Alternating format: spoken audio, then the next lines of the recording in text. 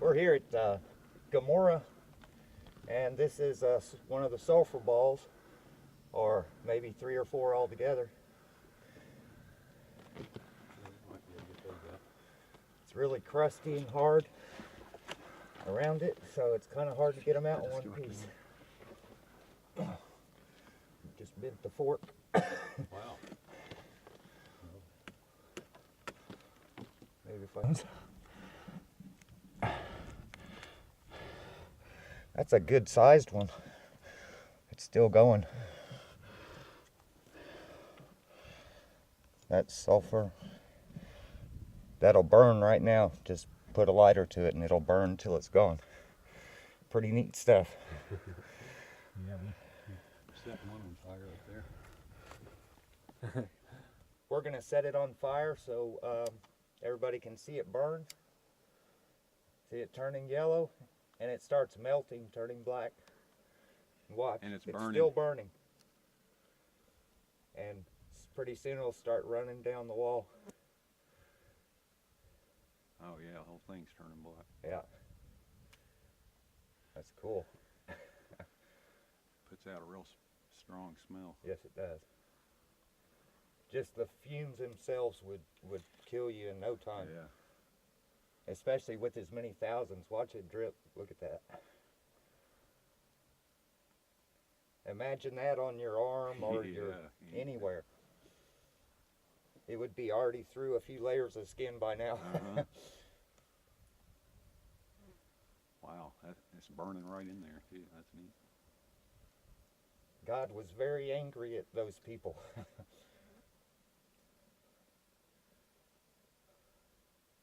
Just picking up a piece of actual. Okay. Ta det for analyse, eller? Ja, vi har gjort det før, men det er bare for å vise frem. Ja, de hadde blitt så smuldre.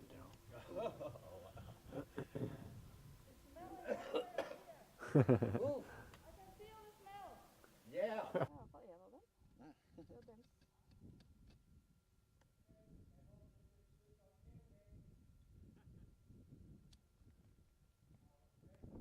var enormt med mengder av disse her.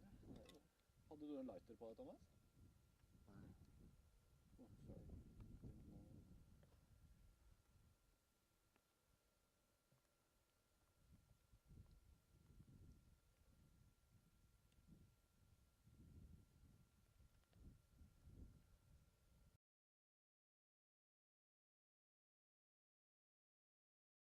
The crossing of the Red Sea. The first time I saw this pillar, I think, was in '82, and my father and my brother, we were going diving where we thought was where the children of Israel crossed the Red Sea. When I first saw this, it was laying half in the water and half out on the beach down there, and I haven't seen it since they stood it up.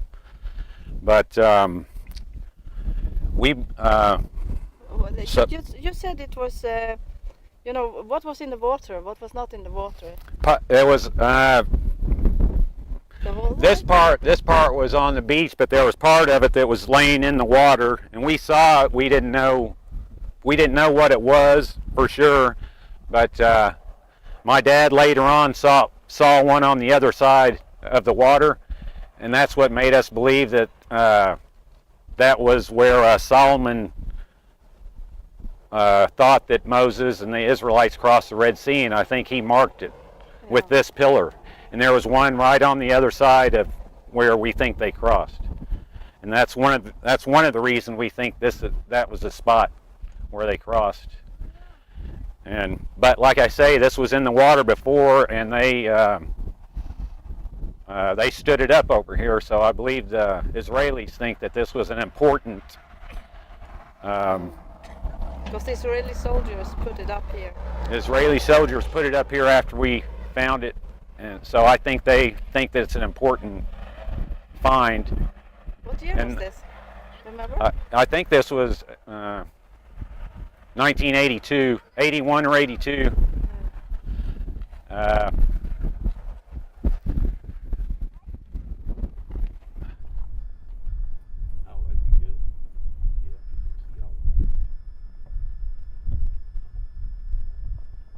Right behind me is YaHuWaH, if I pronounce that correctly.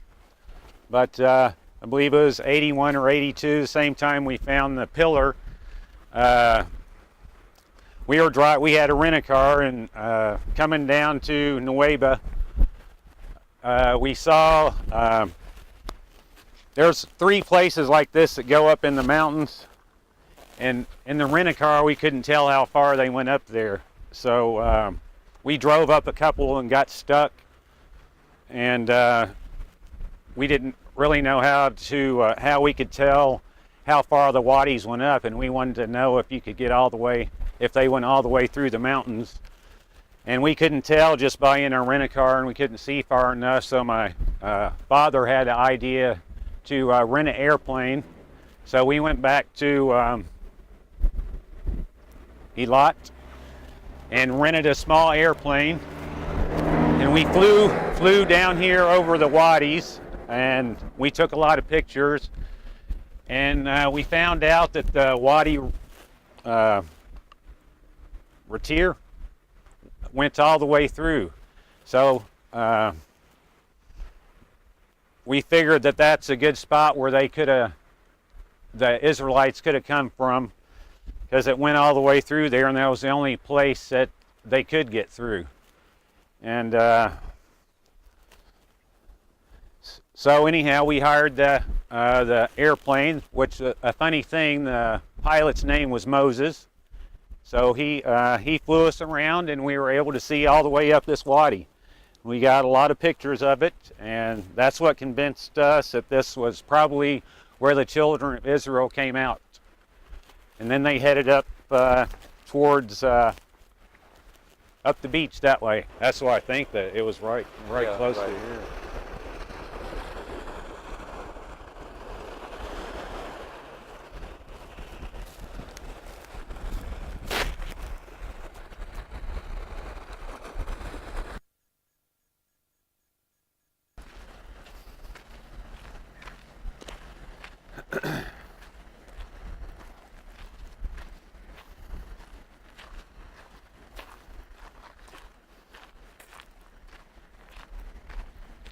Have you been swimming here?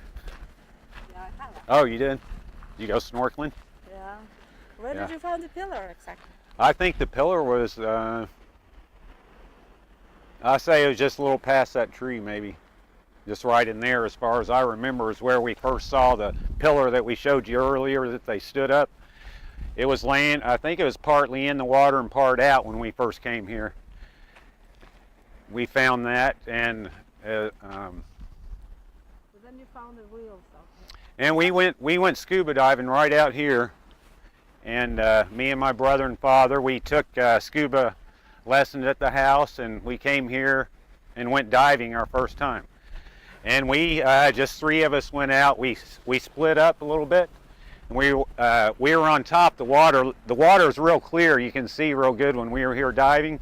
So we swam out, and we were split up, and we're looking down, and we saw something that looked like it was covered in coral, but the shape was the shape of a chariot, the box. There was no wheels on it. We just saw the box itself. And then we went out just a little bit further, and my brother spotted it first. He saw the wheel on the bottom, and it was quite deep. We were amateur scuba divers, so we were lucky that nothing happened to us. But It's quite deep. it was, yeah, I think we went down to 180 feet one time because we saw something down there. And my brother saw the wheel first, and I was kind of watching him, and he waved me over and showed me what looked like a wheel, and my brother went down and touched it first. It was a gold wheel. When we looked at it, it looked like it was a solid gold wheel, but my brother went down, and Ronny went down and touched it first, and we pushed on the gold, and it felt hollow. It was like mushy. It's like I think the wood wheels were covered in gold, and the wood part, I guess, just eroded, and just the metal frame was there, and our father was wanting us to see if we could get it up, but we tried a little bit, and we knew that it would come apart, so we couldn't do anything with it. We left it there, and we tried to mark a spot so we could come back and get the wheel out later. The next time we came out diving, we couldn't find it. And Sand is shifting. the sand was shifting, Yeah. and there was plants on the bottom at a certain time of year. And but we have the pictures at the house. We're going to get those together, and that proved to us that this was the site. And we think God led us here. It wasn't anything that we did. You know, Dad studied in that, but God really helped him find the spot. And we give all the credit to the Lord. And but we're convinced this is a place, and it's right here. If you go up that way, maybe a mile, and well, probably 2 miles, maybe that way 2 or 3. There's coral that goes all the way off, and it's just a drop off. And here you go out, and it's smooth sand all across the bottom, and nowhere else. And we believe the Bible's true, that it was a miracle that happened. We believe the sea was parted here, and they walked across. And there's another wadi on the other side. And we think that's the route they took to Mount Sinai. The place.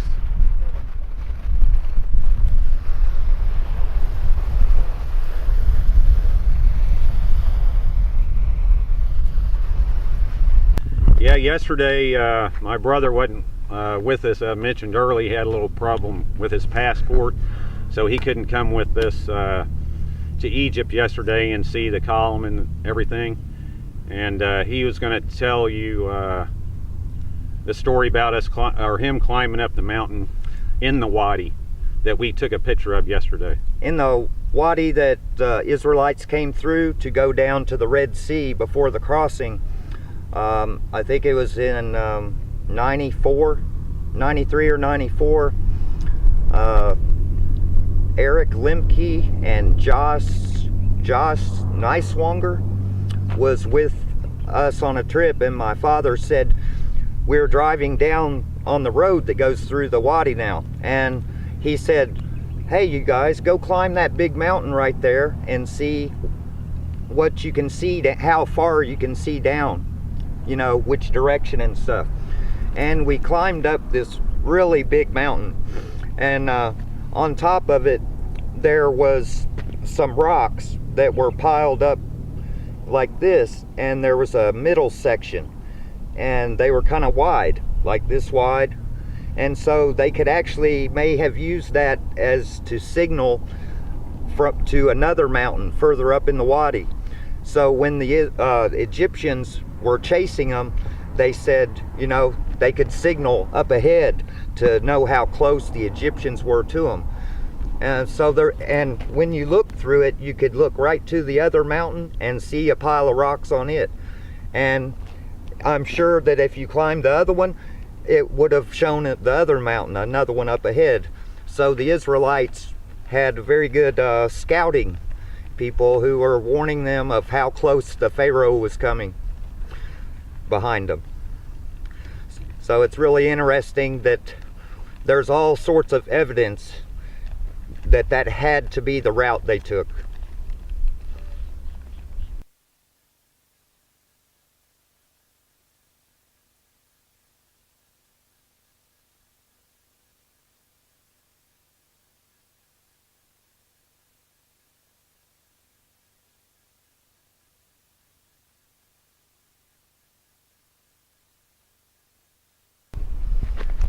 After our father discovered the true path that the Israelites took through the wadi down to the Red Sea and where the Red Sea crossing site is, we knew that Mount Sinai had to be in Saudi Arabia.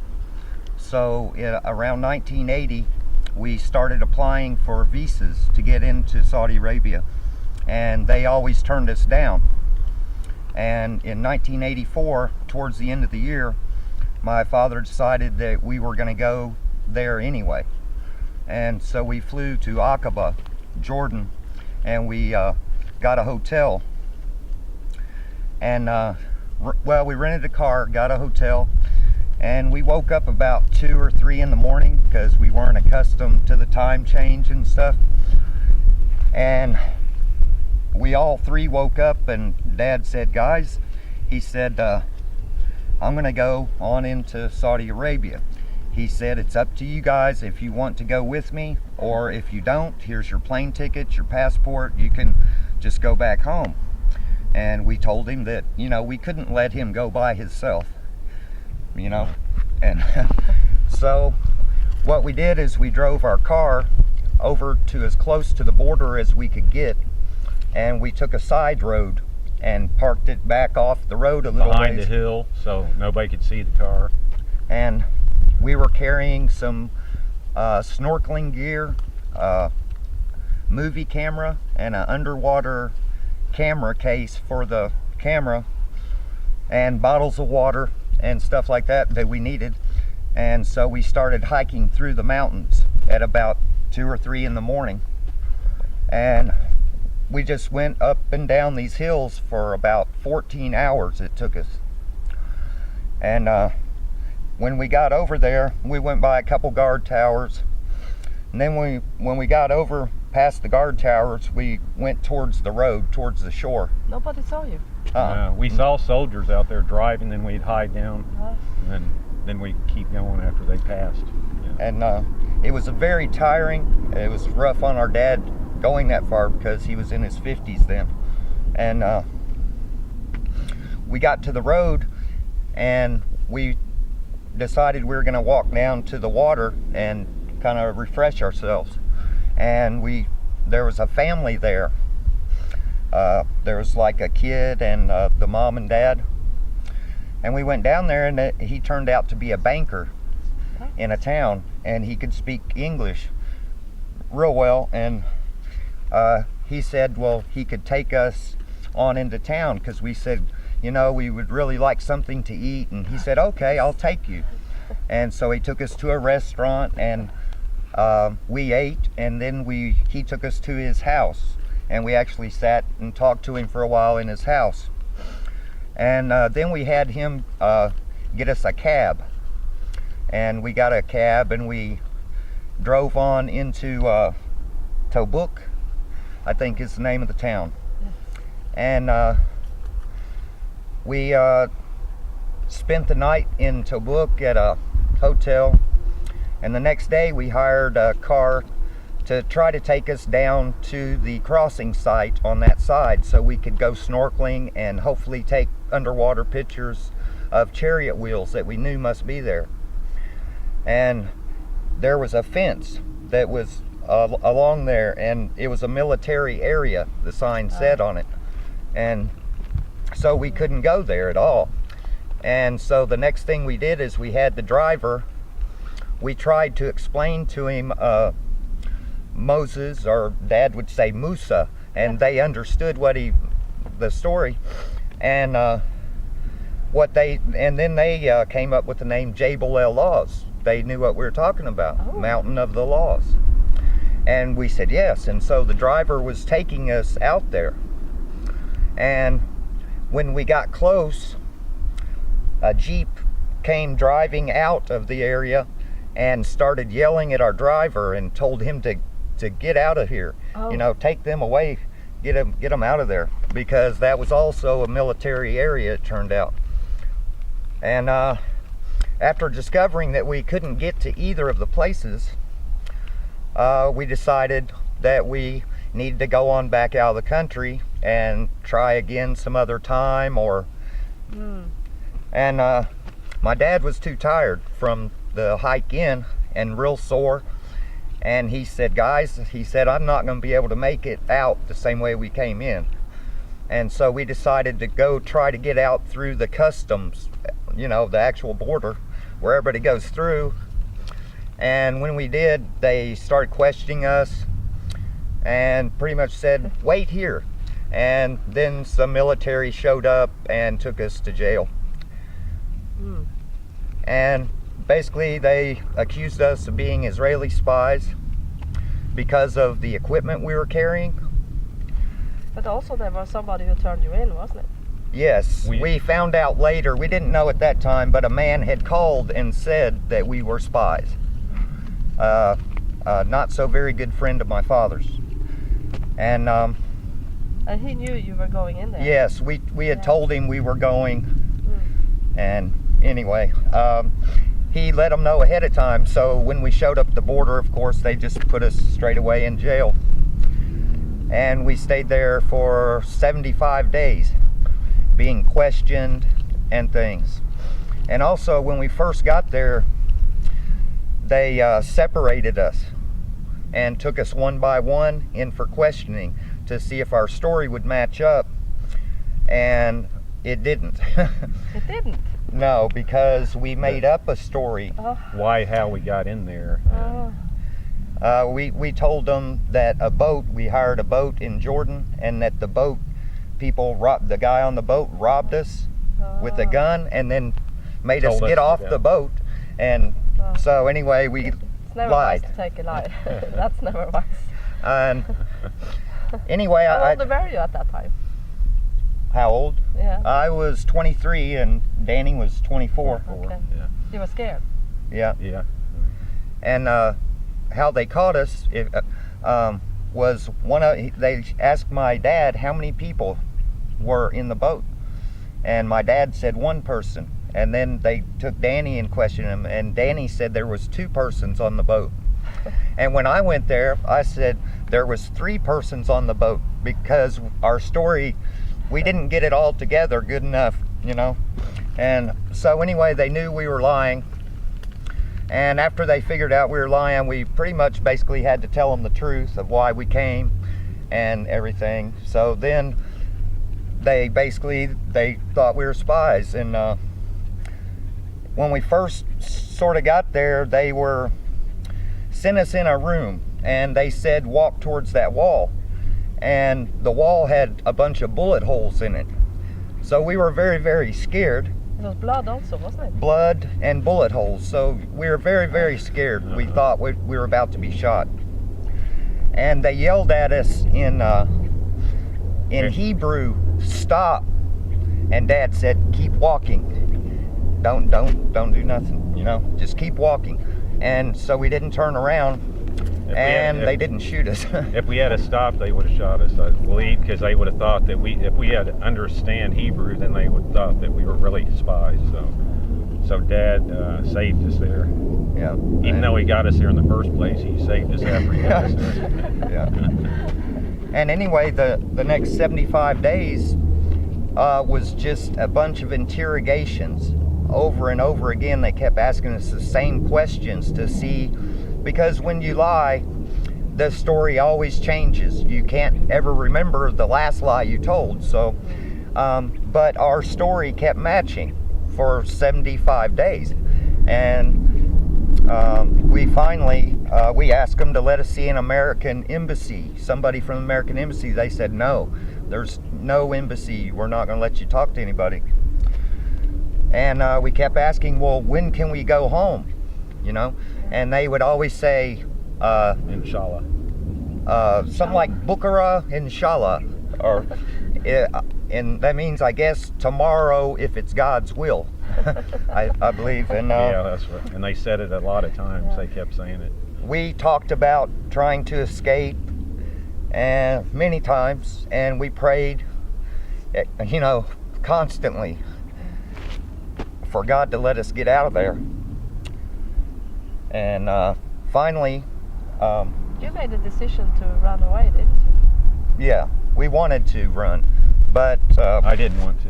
You didn't. my dad kept telling me, well, just wait, you know, 7 more days, 1 more week, and if they don't let us out, then we'll go. And then that week we'd get up and, okay, let's go. There and, wasn't anywhere to go, but we were sitting there. But you know, it was a big area. The only way we could have gone would be at the Red Sea, and there was so much land between us and the sea, we never would have made it. This was in the city Hakkol, wasn't it? Yeah. in Hagul, yes. Hakkol, yeah. And anyway, it was stupid of me to want to try to escape, because we probably would have been shot also trying to escape. Yes. Finally, they said, okay, you're going home now. And We were really relieved. Yeah. Really? very, very We didn't know relieved. whether or not to believe them or not until they actually got us in the car. And took us back over to Jordan. We said, all right, we're back They here. took us to the Jordanian border, and at the Jordanian border we were met by the Jordanian military, and they drove us straight to another jail. And so we were like, oh no. That was you know? very disappointing. Yeah. And when we were coming into the jail, we heard a man screaming and just in pain. And they walked us around the corner to go into the jail, and there was a man having his beard and mustache ripped out by their hands. 2 guards were ripping his, and our beards were long. We've been in jail. My dad had to lift his mustache to eat because he would bite his mustache. Yeah, mine was long too. Ronny was lucky he didn't have much of one, but And anyway, we thought, oh boy, we're in trouble now. But mainly they just asked us, why did you go to Saudi from our border, because we disappeared from their country and nobody knew where we were at. And plus we left the rental car on the side of the road. they found the car. They found the car, and so they didn't know what happened to us, until they let us go at the border. And so they then informed us that we had to pay for the car for that 75 days for the rental car. Luckily in Saudi Arabia, they pay you so much money a day while you're in jail, and you buy your food out of the money they give you.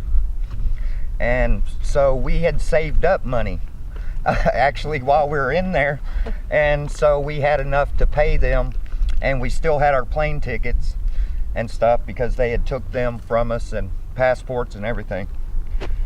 And so they basically kept us for 3 days there, and then they let us go home, and they told us never to return to Jordan again. And you haven't been back here No. since that time No. at all? This My is my dad- first trip since I was in jail in Saudi Arabia. I thought My that dad was good later- enough for me. Yeah, No more traveling. yeah, that's true. My dad later got to go, and they took him out to Mount Sinai Yeah. and let him see it. And they even got pictures and everything, but then they took the pictures from my father and wouldn't let him keep them. And they said that they were scared that Israel would come and take that part of the country because it was their history, their heritage, the mountain of the laws. And they don't want biblical archaeology over there, really, because it's against their religion altogether. But now they have a fence around. They They put up a fence with archaeology sign. Yep. And there's an altar that had a cow, like Yeah. I forget which god that is, that they worship, the golden calf and all. And there's also the rock that was split, Yeah. and the top of the mountain is black from the presence of God descending on it. And so just by us going to jail, God made people interested in the site, and they thought, well, this must be it, and now everyone is certain that Mount Sinai is in Saudi Arabia, and it is called Jabal el-Laws. Well, that's quite a story. You went through there. What's good is that God worked out. He had it planned, Yes. and he put the idea in my dad's head to go without permission to begin with, and gave us the courage to do it. Yeah. I guess it When- was tough, but anyway, now we know. You remember when we were praying that morning? We felt something. Yeah, All three of us. we all His dad prayed, said, and "Did then y'all we feel decided something?" to go. Yeah. Yeah. When we woke up at 3 in the morning, Dad said, well, let's pray, and Dad said, I think we should go. Uh-huh. So we did.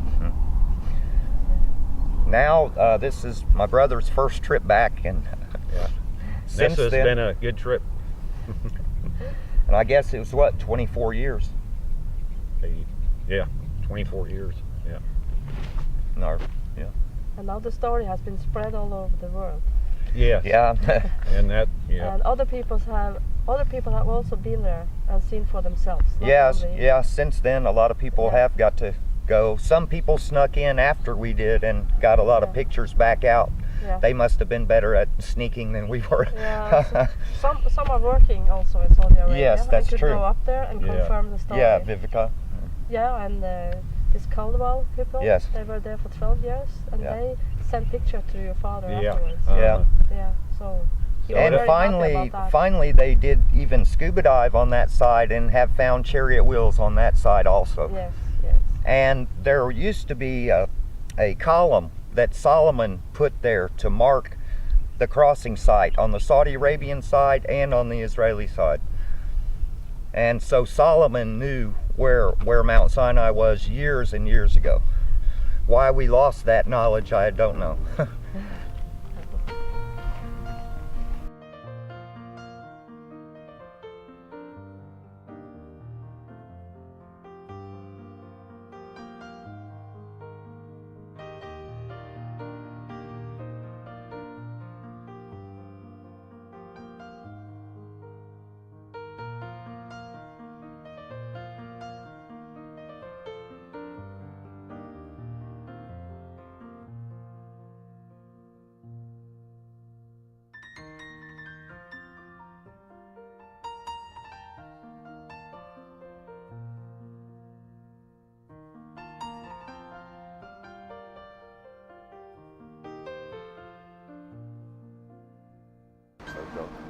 Well, we're standing here in the ancient city of Ashkelon.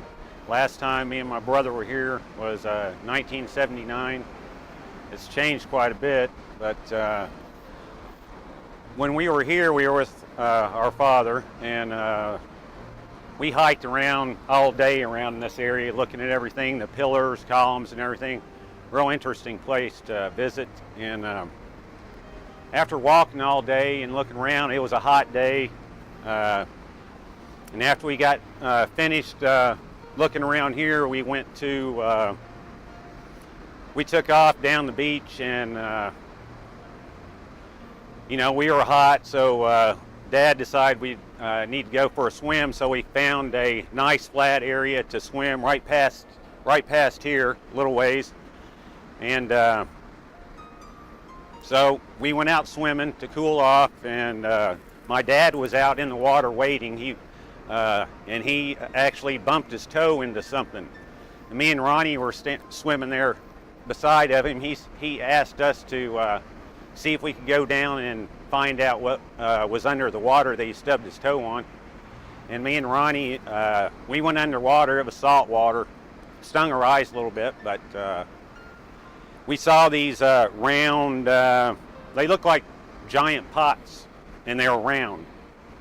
And Like ceramic. ceramic pots. pots. Uh-huh.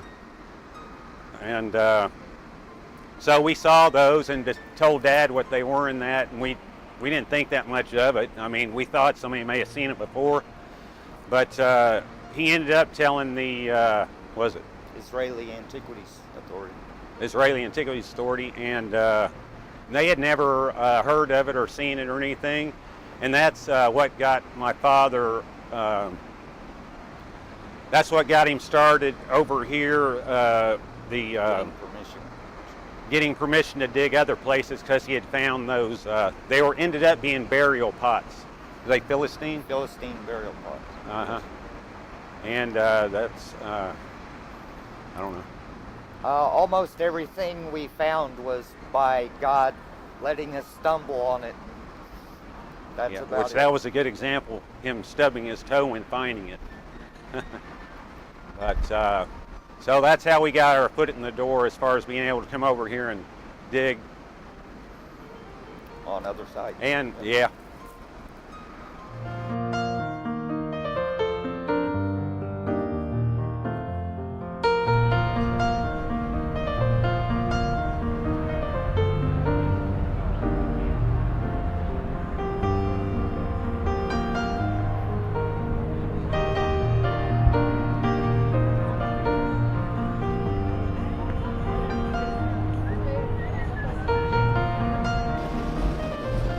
Okay, we're here at King Solomon's Mines, or Zedekiah's Cave. After digging in the garden tomb, we all talked about it and prayed about things, and there had to be a way where the Ark of the Covenant was taken out of the city and hidden where it's hidden today. And my dad believed that there are some tunnel systems from underneath the city of Jerusalem that actually would get you all the way over to the Skull Mountain, or what do you call it? On the other side. Yeah, that's Skull Mountain. And or the hill of the skull, where Christ was crucified. And so he had us explore around in here. We found a Tiberius coin again here inside of a small wall, and it was like hammered to the rock and stuck there, and it was all green and pretty much corroded, but my dad had it cleaned professionally, and it was a Tiberius coin but in terrible shape. And so that also dated that wall to Christ's time also. And so I'm not sure what year it was, because it's been so long and we've been here a lot of times. And my dad went down, taking a tour down to see where the children of Israel crossed the Red Sea. And he left me here to dig, and he showed me a spot where to dig and where a cherubim was taken off the wall. And Dad thought that a cave would be in there somewhere behind this little wall. Since that time, it's been dug out. If you go inside the cave today, it looks nothing like it did when we first came here, because of so many people who have been digging for the Ark of the Covenant itself, and or a tunnel system that would lead them to it. And all we did really is we found a bunch of pottery, some bones that were carved into tools, and there was a door in here that covered a tunnel. But I only saw this door one time, along with a couple other fellows that were with me at the time. And the door was shut, locked, and bolted to the wall on each side, so there was no way to get past it. And we called my dad back in there, and he was looking for us, and he came up to the door. We were kind of down, and we came up this out of a hole, sort of, and there was this big green metal solid steel door. And we got our flashlights, shined it through the bars, and all you could see is blackness, where the tunnel just kept going on and on. Behind the door, or? Behind the door. Through the bars in the door. The bars in the door, you can see. Yes. And there was 3 people at least, besides my dad there, me and the 2 other guys. I believe it was Tom Andrews and Eric Limpkin. I'm almost positive. And anyway, my dad seemed very shocked that we found that door. He's just said, "I'm very surprised that you found this." And we didn't really know what he meant, and he didn't really want to explain himself. There was another time where my dad flew over here, and evidently the people over here, the antiquities people, or somebody had sent 6 people into a tunnel system, and they believed that the men were supposedly Levites, and that they were trying to go in to where the Ark of the Covenant was. And what my dad told me is that when he got here, they said that they needed his help, and they told him that they had sent 6 men in to go into where the Ark of the Covenant was. And they asked my father if he would go in and take the bodies out of the cave because no one else would go in there. And what my dad said is that he went in there and they gave him a basket, a big basket, and he tied a rope to it, or they did, and he drug that in there, and he had to pick the bodies up and put them in this whatever cage or carrier or something, that, and they had to drag their bodies out by using the rope. And that's some of the people who have died looking for the Ark of the Covenant. And that's why my dad was very secretive about it, even to people he loved and knew and trusted, because he thought that if we weren't careful that we might end up, being one of those who were lost by pushing forth when the time wasn't right on the Ark of the Covenant. There were some people on the digging, I wrote it on, I saw it on the internet, that said that they confirmed it. Israel to Yes. us in 2005, they confirmed the story. Yeah. Because many people say what to believe, and that's never been in the newspaper, nothing. Yeah. But they confirmed it. There was a cover story in the newspaper here that said that the men had died. They drove a Jeep into like a landmine area, and that's how they were killed. Yeah. But that was just to cover up the real truth behind it all. There's been a few different people who found that out to be true. Yeah. And also there have been the same people who've dug in the Garden Tomb dug here also and drilled and did radar scans, underground radar, for looking for tunnel systems. And they've dug a good ways in, and so far they haven't really found anything of a tunnel system yet. And I think, as far as I know, that's where it stands today, is nobody has found that tunnel. I was here in 2005 with the group, and we searched for the iron door that I was talking about. I don't know, at least 10 or 12 of us went in there and spread out, and we were trying to find it, and we never found the door again. We're not sure if it's covered up or if, God just closed our eyes so that we can't see it right now. My father said many times that there was no more digging that had to be done, that it was accessible. It just depended on if God wanted you in there or not. Yes. You said if God wants to. God get you wants in, you to. It's easy. Yeah. If you don't want, you can never get in there. Yeah. You try as hard as you want And to. our father really wasn't the kind of guy who make up stories, and it's unbelievable in a lot of ways, but it's got to be the truth because of everything else my father did and how we were raised, and he would never lie to anyone. And I know that he was speaking the truth about the Ark of the Covenant, and I hope someday that we all get to see it for ourselves when God knows it's the right time to show it to us.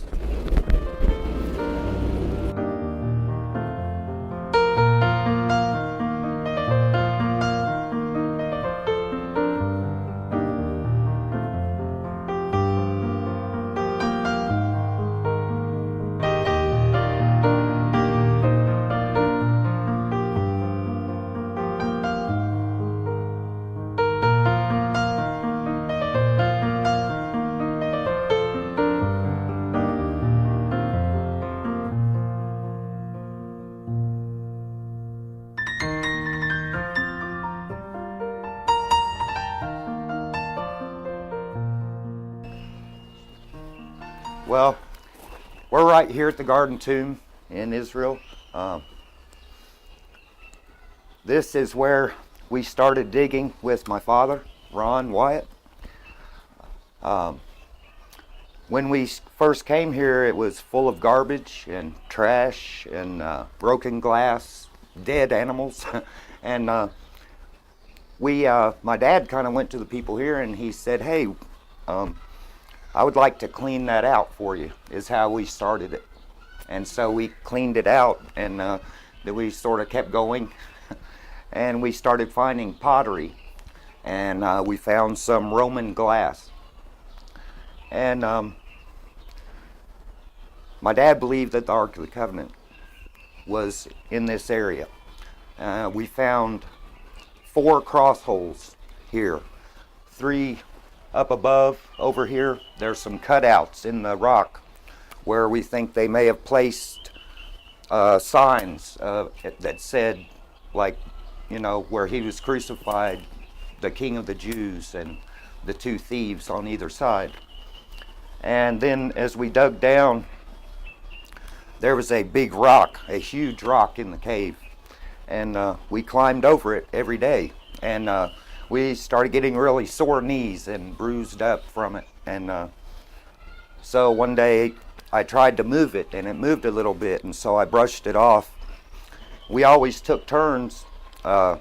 One guy would carry the buckets of rocks up and hand it to the guy on top. And so I was inside that time, and Dad was down further digging. And I brushed the dirt off, and there was a big plug in the rock. And you could tell it was stuck there. There was a crack all around it. We knew something was in it. And so I yelled at my dad to come up and take a look. And he did, and we pried up this rock, this plug out of the rock. And inside there was a Roman coin from Tiberius's time, which is the time of Christ. And which was very, very exciting to us. That when we did that, that was our last day on the dig that time, when we were going to fly home the very next day. And so we prayed about it, what we should do. Should we just leave it there and let somebody else come in and maybe take it or whatever, or not? And so we prayed, and shortly after that, very shortly, we decided that if we could move it, that we'd flip it over exactly in its place and just put some dirt back on it and leave it there. And it stayed there until last year, sometime around September. There were other people here digging to see if they could find the Ark of the Covenant or the chamber that it's in. And somehow they hoisted it up with bobcat with a strap, and they lifted it up, and they don't know what happened to it, at least the last I heard. The other 3 cross holes on the other side of this dig, we don't know if they're still there or if they're torn up now also. We hope they're still there, because it would mean a lot to Christians everywhere to not have those destroyed, because it seemed just like how it's described in the Bible, with a thief on each side, or a murderer and a thief, and Jesus in the middle. And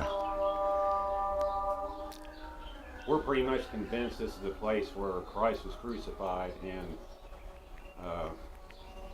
and that's why we started digging.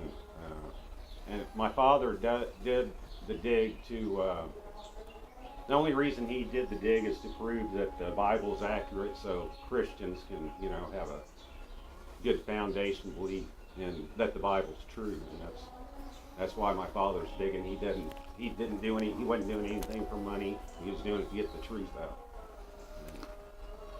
the whole reason my dad got into archaeology at all was because he didn't like people how they would do away with the miracles, like the Red Sea crossing site and Noah's Ark and things. You know, they say that the Red Sea crossing happened in the Sea of Reeds, which gets ankle deep sometimes, and that a flash flood killed all these people, the whole Egyptian army.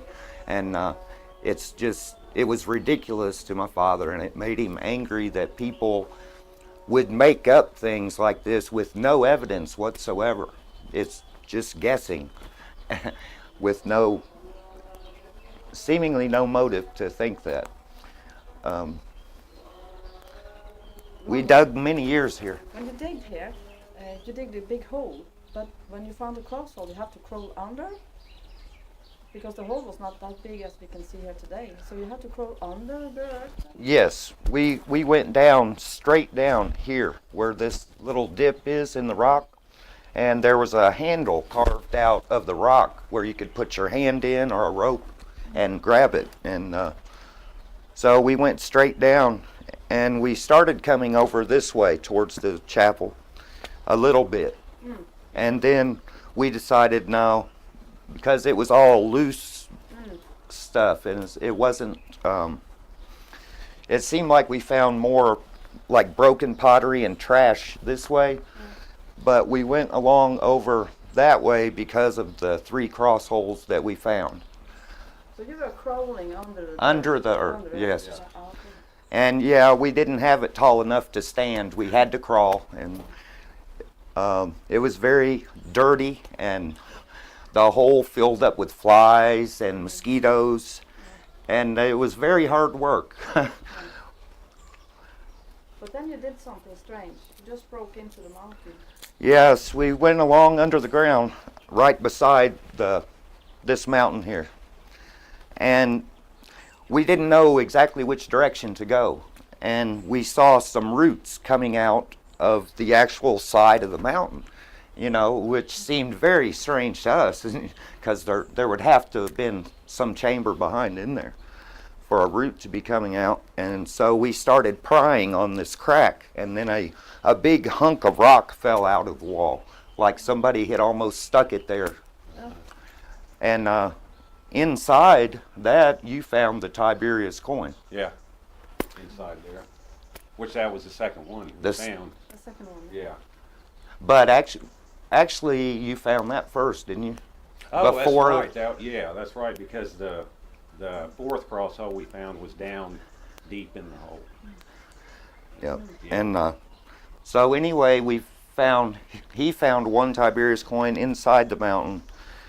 The other Tiberius coin was, like I said, in the plug in the rock to date it, because that's how they dated things. You didn't remove it. We didn't, no. We left it there. We did things carefully, you know, and made it neat and everything. And when we come back this year, we just looked down in the hole, and it's nothing like it used to be. Like my brother said, they got a bobcat in here, and kind of, well, they tore up the They cross just hole, dozed up knowingly. all the dirt. So it's destroyed for what you have We saw. think they pulled the one cross hole up, and it We got thrown we away. know they pulled it up, and You saw it. You were here the first year? Yes. It started here? Yeah. Yeah, it was like September 2005, Yeah. I believe. I was here digging with 2 archaeological groups that had to join together to do the dig because of the Israeli Antiquities Department. They just got tired of both of them arguing about it and said, you get together and do it. And so we had 2 groups here, and we never even tried to dig for the 3 cross holes, which we had covered up with our fill dirt from our tunnel. We covered those up. Why not? Huh? Why not? Yeah, You because don't have to answer. we wanted to cover them up because of the significance of them, Yeah. and to save them and preserve them. And we thought that if we left them out, that people would, whatever, maybe destroy them. People that weren't real good Christians might not want the proof that Christ was here. And the one in the center, the cross holes on the other side, had a crack all coming down from the whole side of the mountain where the earthquake happened when Christ died. It made a crack, and it went all the way down. You saw the crack. Yes. Well, Yeah, it And was- and my father scraped a sample of what looked like really black, dark in the crack. Yeah. And so Dad scraped it up and put it in a little black film container. And later on, people were thinking that the cross hole was down in the hole that had the crack in it. But that was pretty much their misconception about what Dad had said. And Dad didn't trust a lot of people with this because of its importance to everyone. And but anyway, we believe that that was a sample of Christ's blood, that when the soldiers stuck him in the side, that they hit his spleen, and that the water and the blood fell down through the crack and onto the mercy seat of the Ark of the Covenant, therefore fulfilling our salvation in his sacrifice. And Did you crawl around in the mountain, or was that just your dad afterwards? we dug into the mountain and cleared out a bunch of loose rock, and then we hit solid smoked quartz. And it was very, very hard digging. And after we started the dig, I ended up getting married, and for 4 years, so I didn't come over, and my brother and a couple friends came over and helped dig. Brian did a little, didn't he? Yeah, we did. Brian Karras, and We set up 3 crosses and put up some signs just to give people an idea what it would look like. and at that time we believed that it was probably a very visible spot from the wall of the city, the old city of Jerusalem. And last year, I guess September 2006 is when they came back with the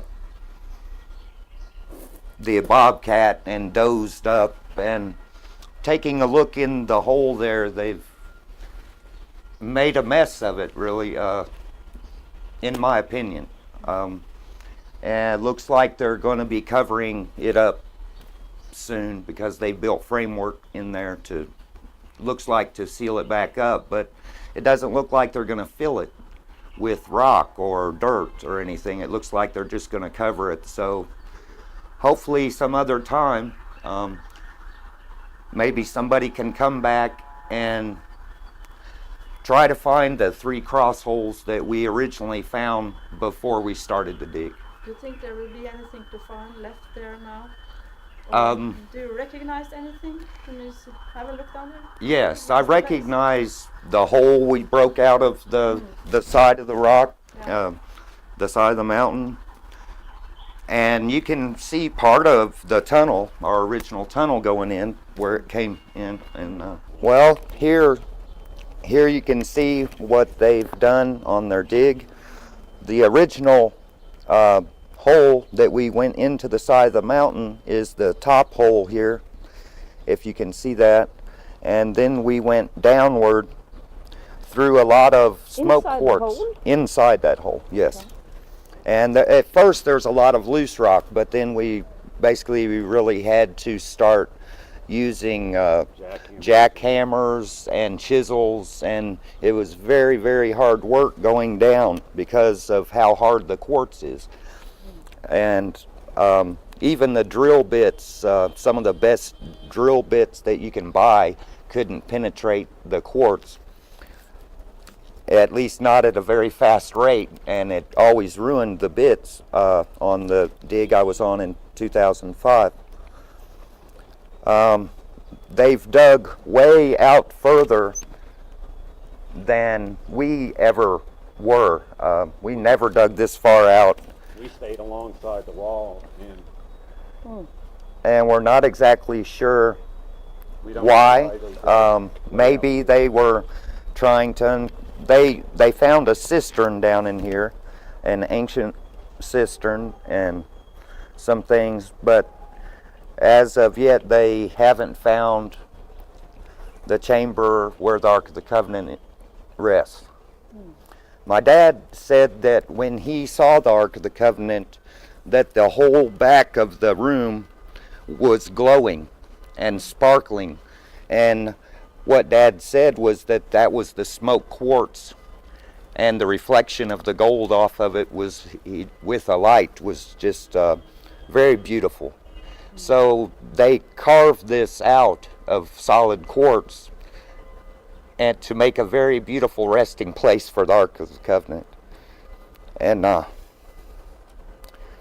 he never told you exactly where it was. he never told us exactly where it was because he was afraid, because some people, it is said that there's been a few people who have actually died looking for it, and Dad thought that it would be very dangerous, and he warned his wife at the time, and He told us when he was real sick, before he couldn't make it back over here, and he told us that he was worried about people's safety is what it was. He didn't want somebody coming in there for the wrong reason and ending up, because something this important, God knows when he wants it to be shown to the world, and we don't. And Dad didn't want people to try to force it on God to show it now when the timing has to be perfect to save as many souls as possible, because that's what God is all about. And when the 10 Commandments do come out and are shown to the world, I think that a lot of people are going to be ready and to need to know the truth about the Bible and the 10 Commandments and how they were written on the tables of stone. My dad said that it actually looked like a finger in soft butter was how it was written, and so it's going to be very awesome when those are brought forth to see the finger that wrote that, You know, you talk about the cutouts. Is this what we see, some of them over there? You know, Yes. It looks like they have cut in the... Yes, And, there's wall. one here. Yeah. It's Yeah. kind of flat there, and then there's one down lower, Yeah, right there, behind because I've those never two seen beams. that before, because it was under the ground before. Yeah, parts of it, because our field dirt Yeah. raised up the level of Yeah. it. And I believe possibly they were looking for the 3 cross holes by digging so far over. I hope that those weren't destroyed as well or lost But some of in it their is effort. gone. After your opinion, some Yes. of the cross holes are gone here. At least I know one. One here The one that had the plug and the Tiberius coin is gone. is gone. And the last I heard, they didn't know where it is, if they've located it. The archaeological people who came here, if they did recover it again, they haven't mentioned it to us. I hope they do find it. Would And you recognize the stone? oh yeah, And you can't see it. and no, it's not here. And the pictures he showed me of his dig when they got back after September 2006, he come to my house.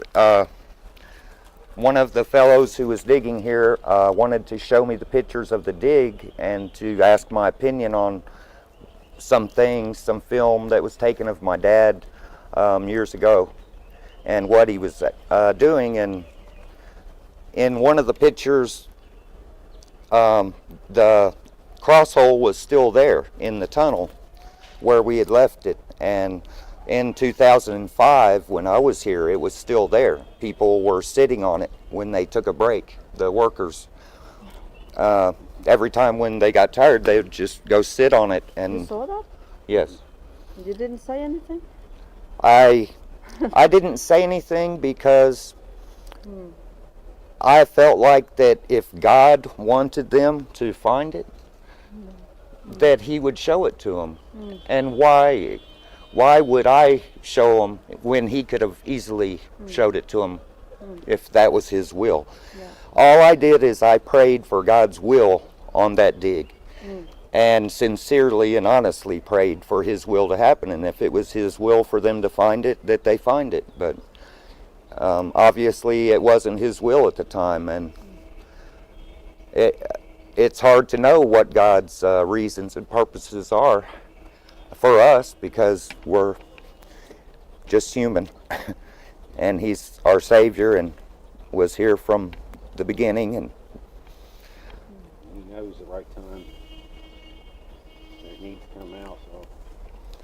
But I don't think that the people digging here took very much care in what they were doing. It just looks like a mess down there to me. And hopefully someday in the future, someone will be able to go and retrieve the 10 Commandments out of the chamber.